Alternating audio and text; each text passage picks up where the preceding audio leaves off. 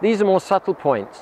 What I'm going to give now, they're not rules, but they're principles. The more we follow these principles, then the closer we're coming to the culture in the spiritual world, and the more Krishna will be happy to accept our offerings. So I've already said, first thing is, we try to keep everything clean. Second thing is, very important, we keep Krishna's stuff clean. Things that we're going to offer to Krishna, the plates and everything, we keep them separate, especially we keep them separate from dirty things or from plates that we've been eating off. Third thing, Krishna doesn't accept any object twice. He only accepts things once.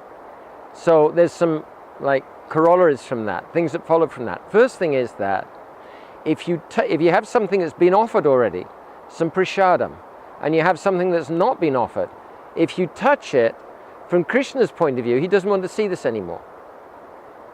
Means that we, as much as possible, we keep separate what has been offered to Krishna and what's going to be offered to Krishna. Otherwise, Krishna is not so ready to accept our offerings.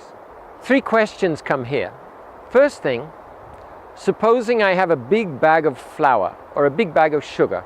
I want to use some of it to make chapatis or make a cake or make some preparation for Krishna. Then what happens to the rest? Is it offered or is it not offered? No, we can take what we need from a large bag, say of flour or of sugar or of salt or spices or whatever. We use them in the cooking and we make it clear to ourselves, we make it clear to Krishna, we're not offering the rest, then the rest is not offered. That's first question. Second question, supposing I've got a bag of dried fruit and I want to offer a bit to Krishna now, and I want to offer some of the same bag of dried fruit tomorrow to Krishna and the next day and the next day. Is that okay? Yes.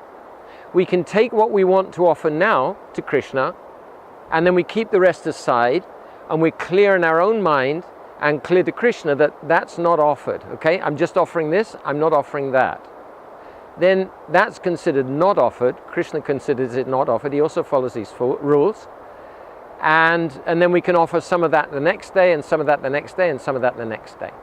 Third question, supposing I offer some raisins, some dried fruit, or I offer some sugar, and then I want to make, or some bananas, say for example, and then I think, oh, I really want to make some nice cake or some nice preparation for Krishna with this thing that I've offered already. Can I do that? No. Krishna only accepts the one object once. He doesn't accept the same object twice. So once we've offered something, we can't use it to make another offering. It's offered. We consume it separately.